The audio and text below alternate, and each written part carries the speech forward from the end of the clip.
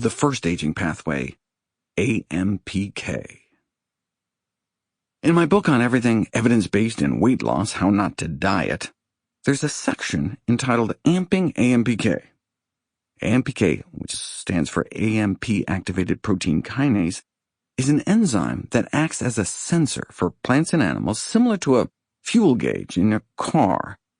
It revs up when it detects a depletion of the universal fuel, just as a light may blink on your dashboard when you're almost out of gas. AMPK flips the switch in your body from storing fat to burning it to restore energy balance. That's why AMPK is known not only as the master energy sensor in our body, but also the fat controller. That's why it played a starring role in How Not to Diet. But it doesn't affect only weight control, it can also control aging. In times of plenty, our cells can plow full steam ahead. However, when times are lean, when there isn't enough food for an animal or enough light for a plant, darkness is essentially plant starvation, AMPK kicks in to reorient the cell into conservation mode and start tapping into energy stores like burning off body fat. Our cells can also institute a recycling program called autophagy. Autophagy is a housekeeping process by which defective cellular components, such as misfolded proteins that have been allowed to build up wastefully in times of surplus, are broken down and scrapped for spare parts. As I discuss in detail in the autophagy chapter, autophagy doubles as both salvage operation and garbage disposal unit, scavenging raw materials in scarce supply while clearing away some of the built-up damaged debris that is implicated in the aging process. This is one of the reasons AMPK is increasingly recognized as a pro-longevity factor. AMPK induces autophagy, which cleans house, sweeps away accumulated waste, and effectively institutes a sort of cellular reset. There are three main ways longevity researchers establish an aging pathway. Does the factor worsen with age? If you amplify it, does it accelerate aging? And if you dampen it, does it slow aging and thereby extend lifespan? The loss of AMPK activity as we age fits all three criteria. As we grow older, AMPK levels drop, and it gets harder to activate, harder to flip the switch to recharge our batteries. When this decline is exacerbated, aging is hastened, at least in mice. But when this process is reversed and AMPK activation is boosted, lifespan is extended in model organisms by as much as 38% in C. elegans, a roundworm I profile in c.nf/models. Up and down the evolutionary tree of life, the most reliable way to extend lifespan may be long-term food restriction. AMPK activation is thought to be one of the mechanisms for this longevity boost. What was remarkable about the AMPK boosting experiments, though, is that the animals' lives were extended even though they were allowed to eat as much as they wanted. AMPK activators can effectively fool the body into thinking it's starving, switching it into protective house cleaning mode without causing any pangs of deprivation. In this way, AMPK activators can be considered dietary restriction mimetics or imitators. That's why AMPK is considered a druggable target for longevity, with pharmaceutical companies producing a variety of AMPK activators. Exercise in a pill. Is there any way we can naturally boost AMPK activation to slow aging without starving ourselves? Since AMPK is activated by a fuel shortage, if we don't want to limit the amount of energy going in through our mouths, then we have to ramp up the amount of energy going out through our muscles. If you put people on bikes and take muscle biopsies while they cycle, a near tripling of AMPK activity can be detected within 20 minutes. That's one way exercise can result in weight loss. AMPK activation also leads to mitochondrial biogenesis, the formation of extra mitochondria, the power plants where fat is burned. So AMPK doesn't just shovel more fat into the furnace, it also builds more furnaces to burn that fat. This helps explain why endurance training enables us to run faster and farther over time. So might an AMPK activator be exercise in a pill? Indeed, when sedentary mice were given an AMPK activator drug for a month, it boosted their running endurance by 44%. After one such drug was discovered in the famed Tour de France, AMPK activators were banned by the World Anti-Doping Agency. So are we talking about not only fasting in a pill, but an exercise mimetic too? A way to trick your body into thinking it's starving without suffering from hunger while also amping up our physical prowess? Obese individuals are often, quote-unquote, unwilling to perform even a minimum of physical activity, wrote a group of pharmacologists, thus indicating that drugs mimicking endurance exercise are highly desirable. The mass appeal of such a drug might tempt Big Pharma to view physical inactivity as a market to be medicalized for profit. But that pales in comparison to the universal market for an anti-aging remedy. Power plant maintenance. In his book on youth and old age, the Greek philosopher Aristotle described death as the loss of inner heat. Well, the progressive loss of function of the estimated 10 million billion mitochondria spread throughout our body is considered a core tenet of the biology of aging, one of the 9 established hallmarks. Mitochondrial dysfunction isn't just a consequence of aging, though, but also one of its causes. Dysfunctional mitochondria are thought to actively contribute to the aging process, an insight illustrated by a pioneering experiment published in the early 1990s. If you inject mitochondria from a young rat into a human cell, nothing happens. The cell doesn't appear to notice.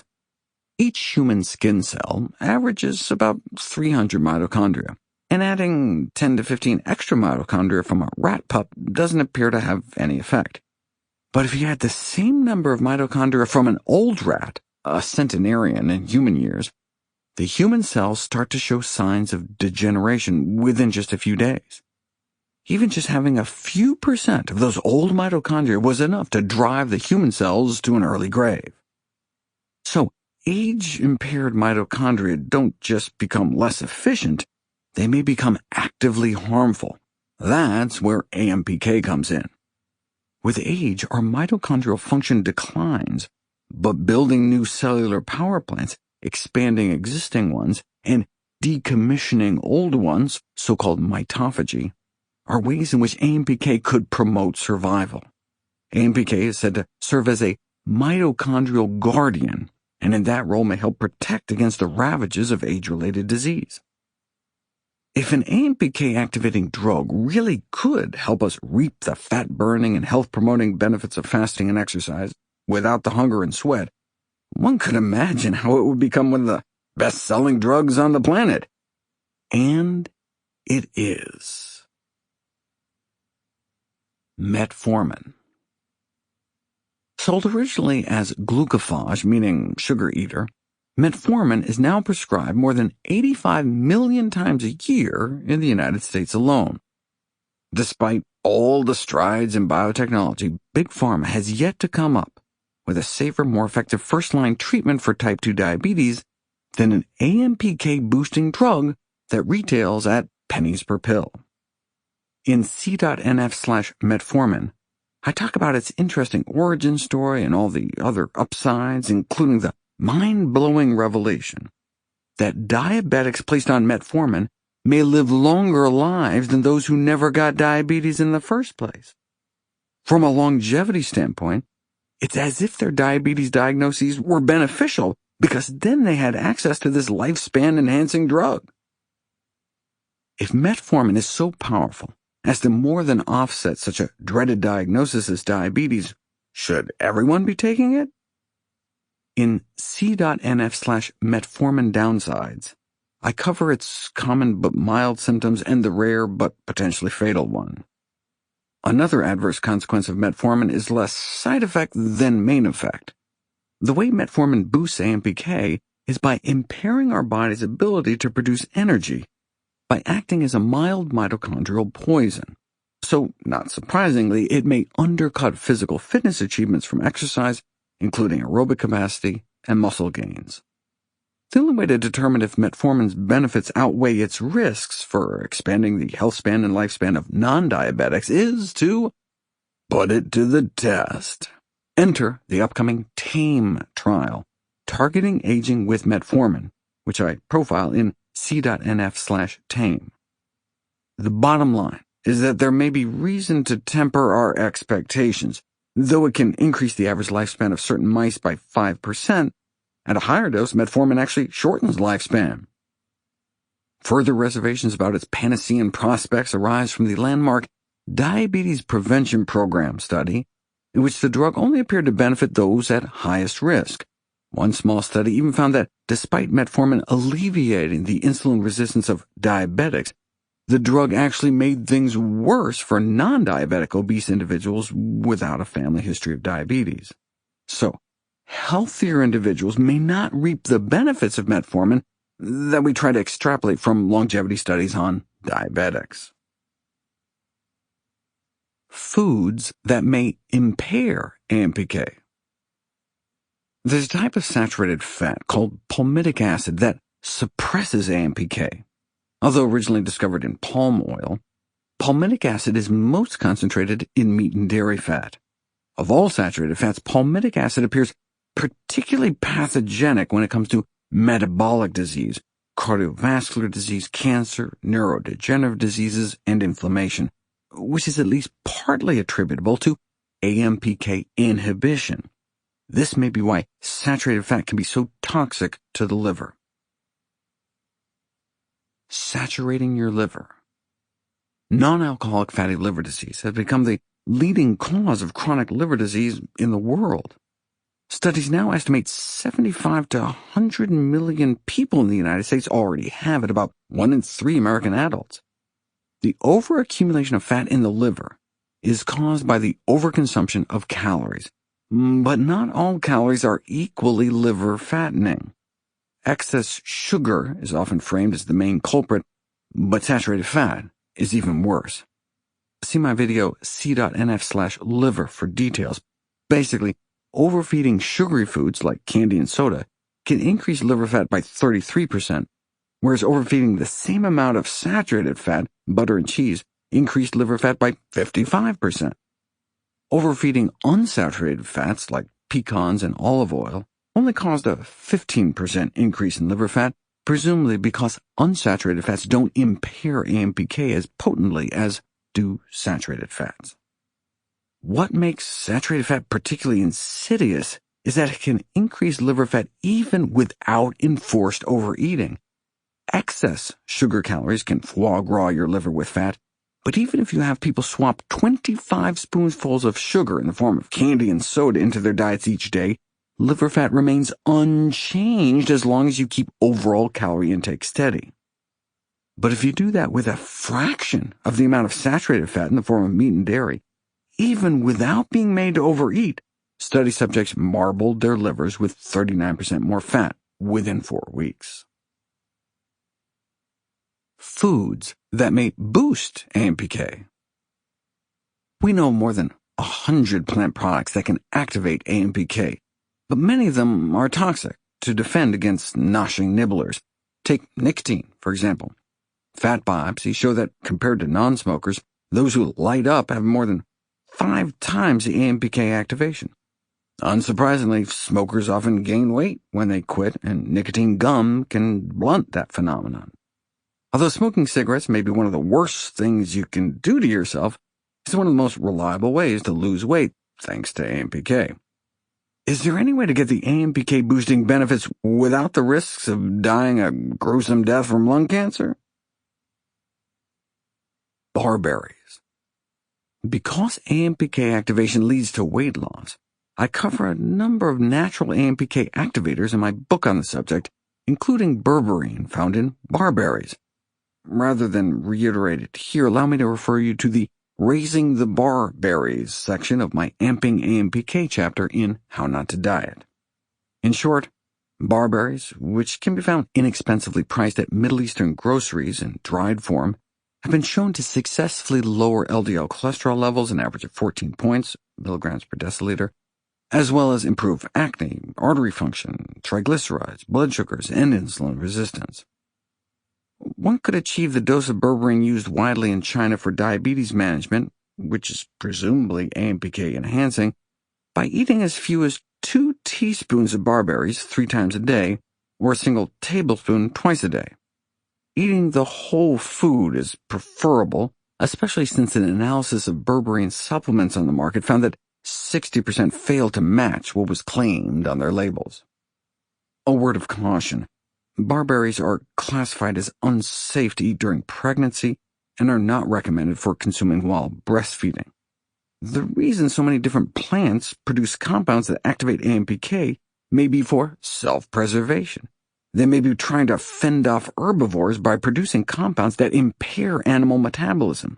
These functions can be harnessed for our benefit, but could potentially be harmful for developing fetuses and infants. Cyanide is another AMPK activator and can kill by completely blocking energy production, whereas compounds like berberine and metformin are thought to just impair our mitochondrial function, making energy production less efficient. Black cumin. Black cumin is another plant traditionally used in Middle Eastern cuisines that can boost AMPK. Please see the black cumin section in my appetite suppression chapter in How Not to Diet. In summary, from the more than 1,000 papers published in the medical literature about the spice, daily black cumin consumption has been found in systematic reviews and meta-analyses of randomized controlled trials to significantly improve weight loss, cholesterol, triglycerides, blood pressure, and blood sugar control. Typical doses used in studies are just 1 or 2 grams of black cumin a day, which is about a quarter teaspoon. Using such small amounts allows researchers to conduct randomized, double-blind, placebo-controlled trials by putting the whole food spice into capsules rather than extracting out just a few components.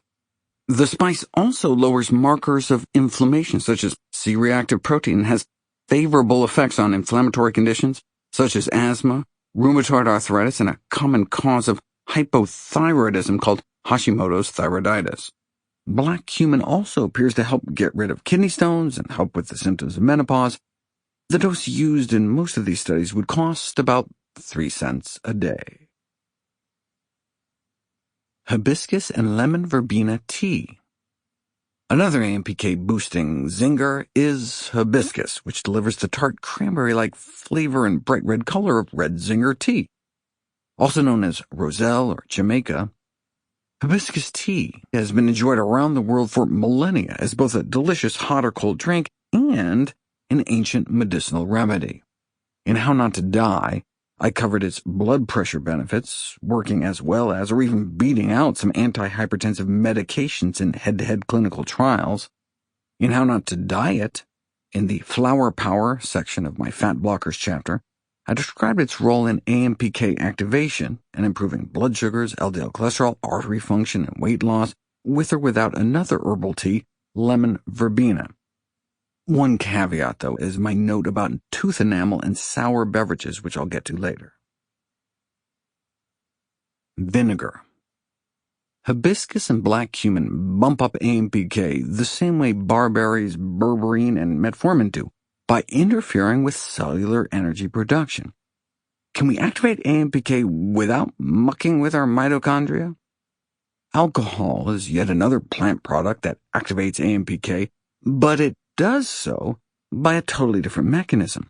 Our body detoxifies alcohol into acetic acid, but has to use energy to then metabolize it, so AMPK is activated naturally in response to this fuel expenditure. Before alcohol gets fully converted into acetic acid, though, there's a toxic intermediate called acetaldehyde, which is a known carcinogen.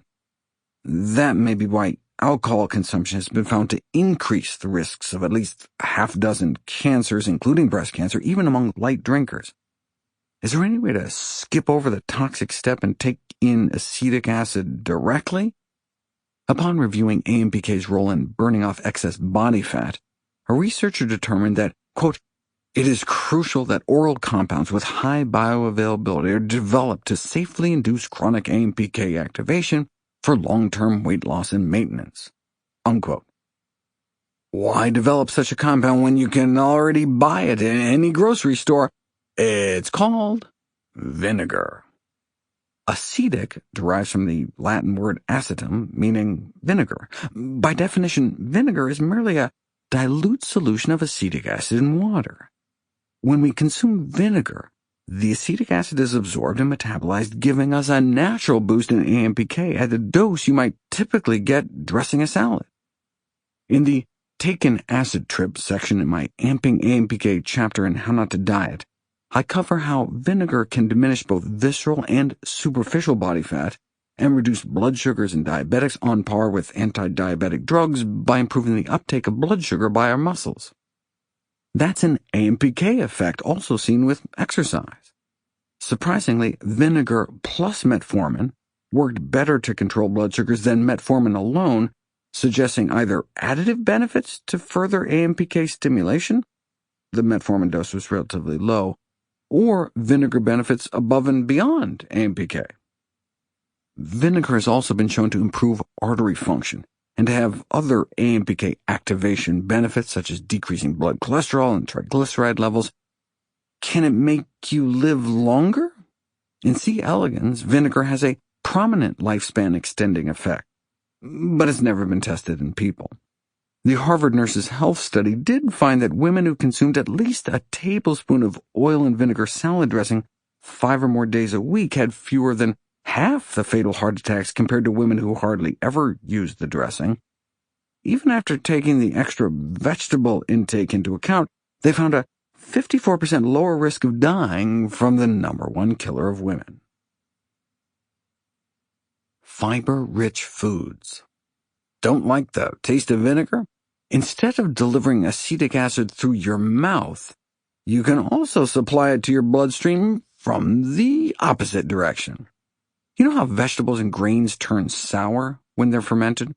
Think sauerkraut or sourdough. That's because there are good bacteria like lactobacillus that produce organic acids like lactic acid.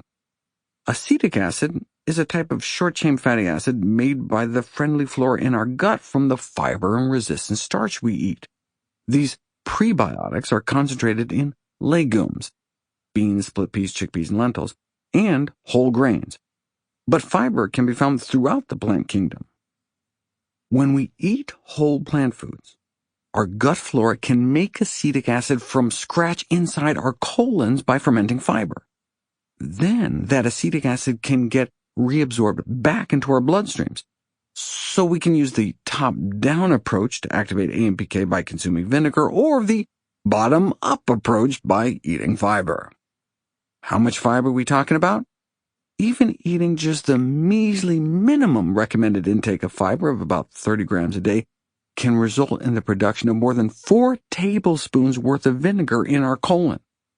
Some inevitably gets flushed, so only about 40% of the acetic acid produced in our colon gets absorbed, but if we eat enough healthful foods, it could potentially have a substantial impact on our AMPK status. The sparking of AMPK by colon-produced acetic acid is suspected to play a role in some of the metabolic benefits of a high-fiber diet. Based in part on studies of human coprolites, fossilized feces, paleo poo, our ancient ancestors may have consumed in excess of 100 grams of fiber a day. That's more than 5 times that of the average American today. So we evolved to be AMPK activating machines, not only because we were often hungry and active, but because our guts were churning out spoonfuls of vinegar every day from all the plants we ate. And before you ask, no, you can't just take a fiber supplement like psyllium or Metamucil, because it's non-fermentable, meaning our gut bacteria can't eat it. So although fiber supplements can improve bowel regularity, they cannot be used to make the key ingredient for AMPK activation. Let's wrap up AMPK with food for thought. The discovery of AMPK is considered to be one of the most important breakthroughs in biomedicine in the last few decades. Because this enzyme is involved in the functioning of the majority of aging-associated regulators, including autophagy, which I'll discuss next. The importance of AMPK in anti-aging interventions is hard to overestimate. The drug metformin activates AMPK but carries adverse side effects and may not benefit healthy individuals. AMPK is an energy sensor, so it's activated when we eat less or move more.